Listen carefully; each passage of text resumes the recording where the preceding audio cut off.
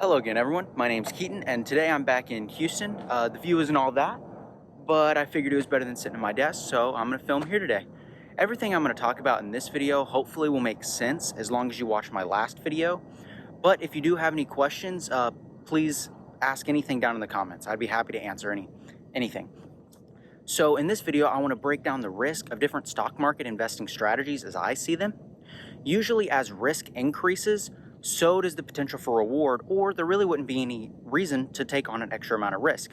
Now, I'm just going to talk about the most common investment strategies I've seen since I started investing in the markets about 4 years ago. Hopefully by the end of this video, you'll understand more about the stock market and how to manage risk in your own portfolio.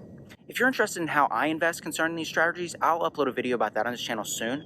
I also want to say that each of these strategies that I'm going to be breaking down in their own regard have varied levels of risk, and I'll try to explain that where I can too. It's important to remember that risk is relative because it's based on the confidence of an individual in their own skills and market projections, but in this video, I'll be speaking about what generally holds true considering most people. So risk is just any uncertainty you can have with respect to an investment that has the potential to negatively affect you financially, or in Warren Buffett's words, risk comes from not knowing what you're doing. The only real way to decrease your risk if you are uncertain in your skills is to be diversified, meaning you want your money to be spread out in many different companies among many different industries.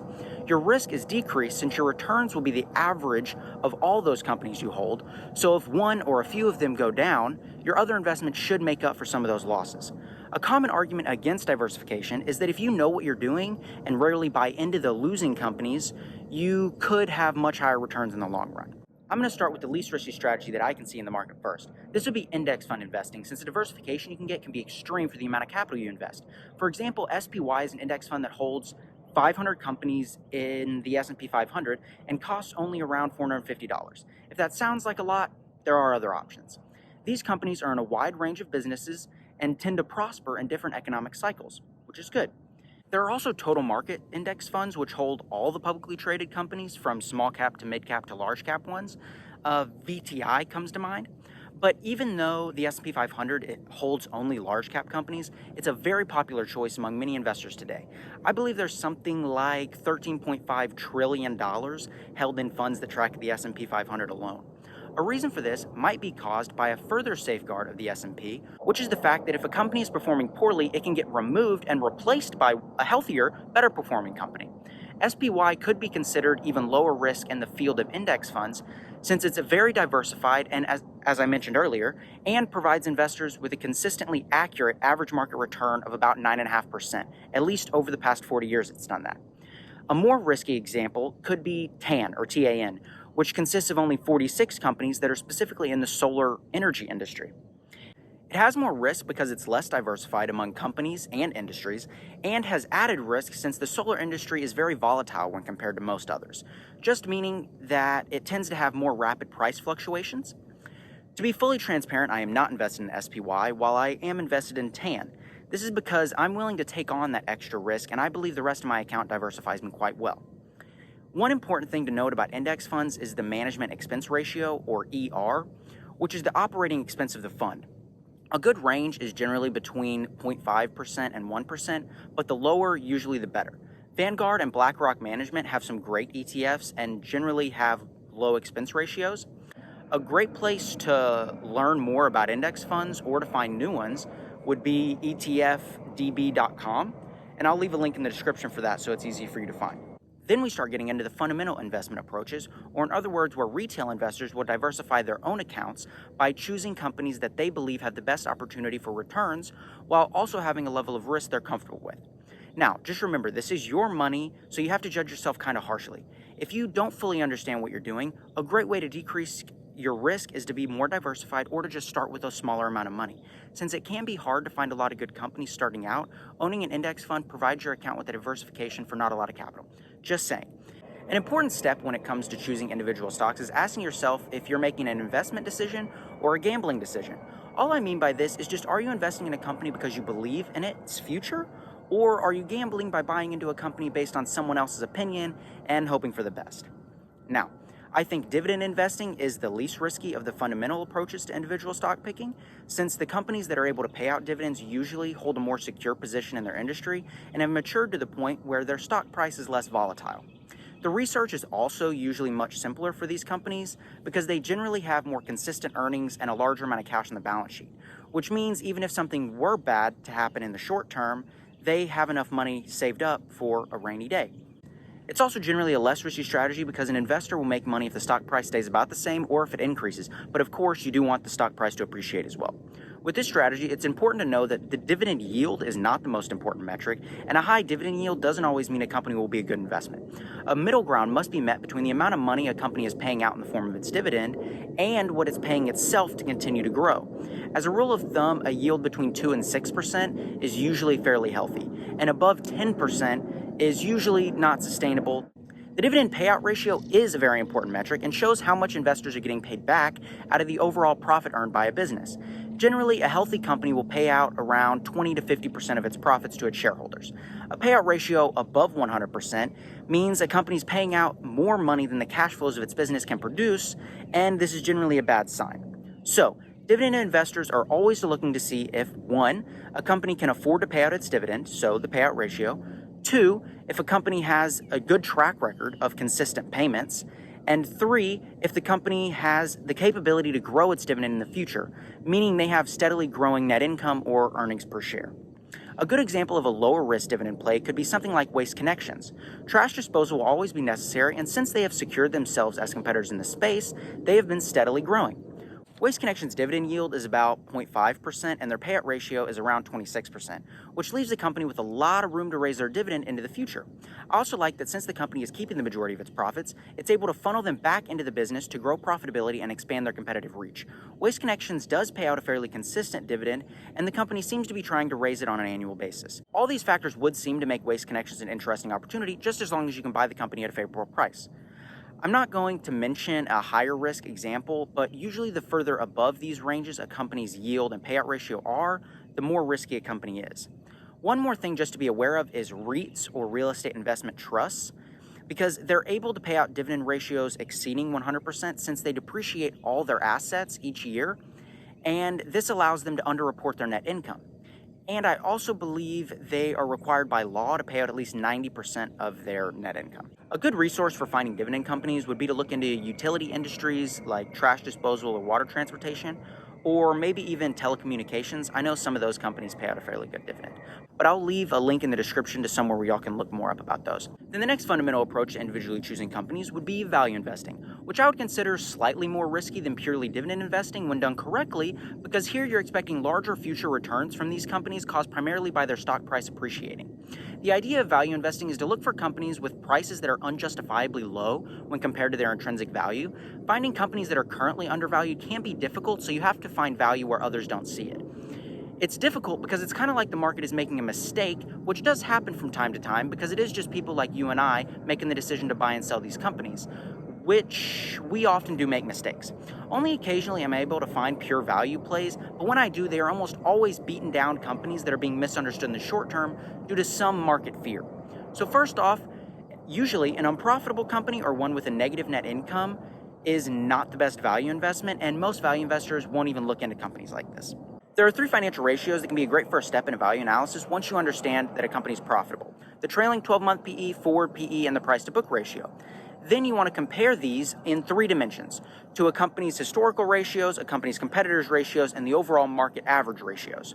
Usually you want these to be much lower in each of those dimensions. Then an important thing to investigate is how likely a company is to go out of business if something bad were to happen in the short term to its business model.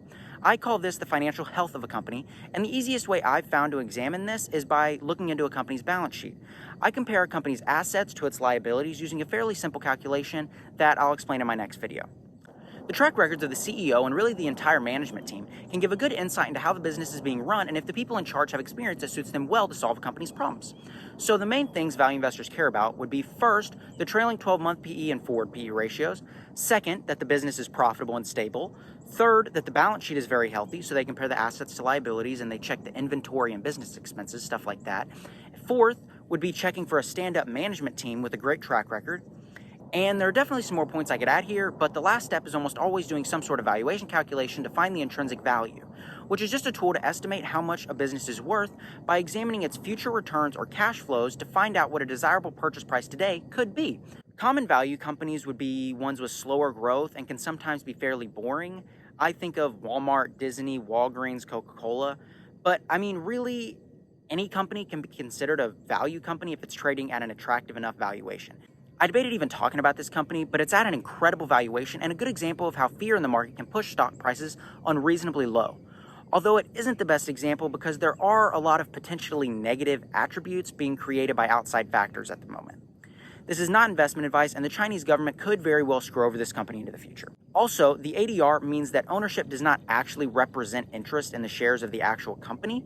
It's kind of complicated and doesn't really matter, but it's a massive added risk to buying this stock. But the e-commerce giant Alibaba has a trailing 12-month PE of 17, a forward PE ratio of 16, and a price-to-book value of 2.5. In all three dimensions I spoke of earlier, these are incredibly low. The trailing PE for the industry is 27, and for the market as a whole, it's 34.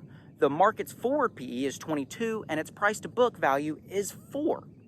This company has an enormous amount of cash and equivalents, and from my examination of the balance sheet, it is a very healthy company. Alibaba is extremely profitable currently, and their business model is likely to continue to be long into the future. Really though, the bottom line is that I calculated the intrinsic value for this business and believe that it should command a market cap around $500 billion, and right now it has a market cap of only $380 billion, which leaves a lot of room for error and potential upside. The two main things when choosing a value investment is that you can't overpay and you don't want to pay for a business that is about to go bankrupt. So companies like JCPenney and Hertz would have been ridiculously risky value investments at the beginning of 2020. And an example of a poor company to buy purely for its current valuation would be maybe something like Tesla, since it has a PE ratio above 350 and a price to book of above 30. And that would be because it is a growth company. So finally, I'm going to talk about growth investing, which is definitely more risky than any of the previous approaches and can be way more risky depending on how it's executed. Many people think that value investing and growth investing are one and the same, but I'm just going to try and describe here where they sort of differ. The main reason for a growth investment's enhanced risk is due to the fact that if a growth company suddenly stops growing or has its growth slow in some substantial way, no matter the reason, it's likely to fall dramatically and possibly in a very short amount of time. The real reason for this is because the majority of shares in these companies are owned by other growth investors who are only investing in the company for its massive growth. So if it were to slow, they would probably want to get out, and likely so would you. So growth investing is really just looking into the future growth potential of usually smaller companies in emerging markets that have products or services with the capability to improve current industries or build new ones. The most important financial metric by far is the revenue and revenue growth rate. A growth company, many would consider to be any business growing its revenues more than 15 to 20% per year. After you find a company that has a high enough growth rate, the most important item becomes its growth story. Like, what is its industry, what's its business model, why are its growth rates so high, and the main question would really be, what's the goal of the company, and where are they trying to take this business over time? Another very important metric is TAM, or the total addressable market, which is the total revenue proposition a business could obtain if they serviced 100% of their market. The larger the market a company is competing in, the easier it will be for them to gain market share, and the longer they'll be able to have these high growth rates. The gross profit margin of a business is also very important, and you want to see this growing. It's just how much money from a company's sales as profits that they can use. Quarterly reports are key for growth investors just to ensure that revenue growth hasn't stalled since the previous quarter.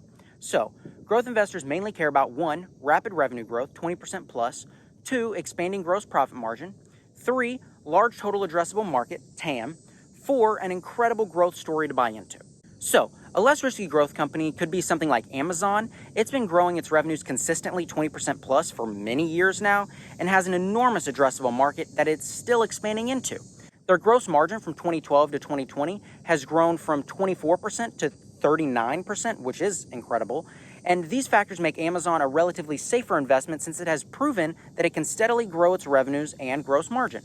Voyager Digital, I think, is a great example of a riskier growth company since it's still a new business in a new industry and is yet to have a lot of time to prove itself in the markets. It's a crypto brokerage who is trying to grow into a financial technology giant by rapidly expanding their business into new areas. They only went public back in 2019, but they're estimating revenue growth to be 150% from 2020 to 2021. This is incredible, but with not being profitable yet, they still have a long road ahead of them to reach their goals, and this adds a lot of uncertainty that just makes the company more risky compared to other growth companies. The reason these fundamental strategies are similar comes from the way that each of them are used today by investors. there's always some sort of valuation metric that is used just to make sure that a company's selling at a fair price. This is just because if you buy into a company that is ridiculously overpriced, you're increasing your chances of losing money dramatically. The fact that the PE ratio is such a prevalent metric among all these investment strategies hints to the concern of long-term investors about the valuation. Even though many growth investors don't really care about the valuation or the PE, I do very much, and in my next video I'll explain how I use these strategies to find growth companies at undervalued prices. Now, the next strategies I would consider to be much more risky, and I'll kind of discuss them together. They are day trading and swing trading, which the majority of long-term investors would consider to be purely market speculation.